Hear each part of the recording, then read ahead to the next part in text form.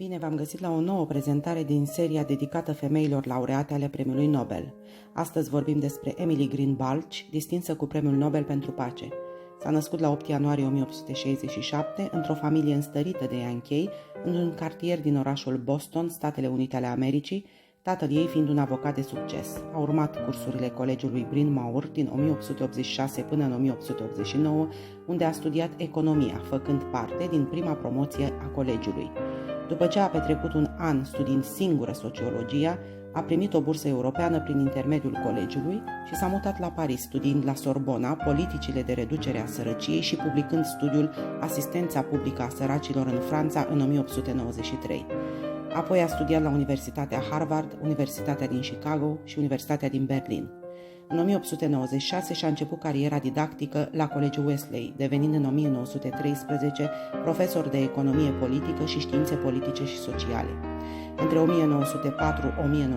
1904-1905 a locuit atât în Austro-Ungaria cât și în cartierele slave din Statele Unite pentru a cerceta condițiile slavilor din lumile vechi și noi. Anii de cercetare ai lui Emily au dus la lucrarea ei majoră, Colegii noștri slavi, în 1910. În acest timp, o va cunoaște pe Jane Addams, fondatoarea Hull House, care va deveni model și idol, influențându-i cariera. În acești ani a fost membra a două consilii municipale, unul pentru copii și unul pentru planificare urbană, și a două comisii de stat, una pentru educație industrială, cealaltă pentru imigrație. A participat la mișcări pentru votul femeilor, pentru justiția rasială, pentru controlul muncii copiilor și pentru salarii și condiții de muncă mai bune. În timpul primului război mondial, Emily s-a alăturat Congresului Internațional al Femeilor de la Haga și s-a implicat în multe proiecte importante de încurajare a dezarmării și medierii ca metode pentru a pune capăt războiului. Ulterior, a cofondat în 1919 Comitetul Internațional al Femeilor pentru Pace Permanentă, mai târziu Liga Internațională a Femeilor pentru Pace și Libertate, împreună cu Jane Addams. În perioada interbelică, Emily a lucrat cu guverne, organizații și comisii, inclusiv cu Liga Națiunilor, pe probleme precum dezarmarea, internaționalizarea aviației, controlul drogurilor, implicarea Statelor Unite în Ligă, inclusiv condițiile din insulele Haiti, care la acea vreme erau ocupate de pușcașii marini americani. În 1935 a devenit liderul Ligii Internaționale a Femeilor pentru Pace și Libertate, unde a avertizat împotriva fascismului și a criticat democrațiile occidentale pentru că nu au oprit politicile agresive ale lui Hitler și Mussolini.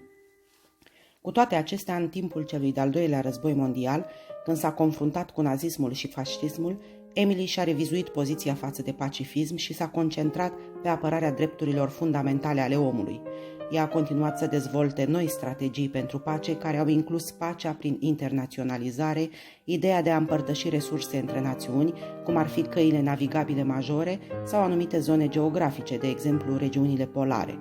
În anii 30, ea a căutat modalități și mijloace pentru a ajuta victimele persecuției naziste. În 1946, la vârsta de 79 de ani, Emily Balch a primit Premiul Nobel pentru Pace, împreună cu John Raleigh Mott, pentru angajamentul pe tot parcursul vieții și munca neobosită în multe campanii și strategii pentru cauza păcii, în Liga Internațională a Femeilor pentru Pace și Libertate. Ea și-a donat partea din banii premiului către Liga Internațională a Femeilor pentru Pace și Libertate. În 1959 a fost copreședinte al unui comitet care a marcat centenarul nașterii bunei sale prietene Jane Addams. Emily nu s-a căsătorit niciodată. A murit la 9 ianuarie 1961 în Cambridge, SUA, la vârsta de 94 de ani și o zi, demonstrând că era la fel de persistentă fizic cât și intelectual.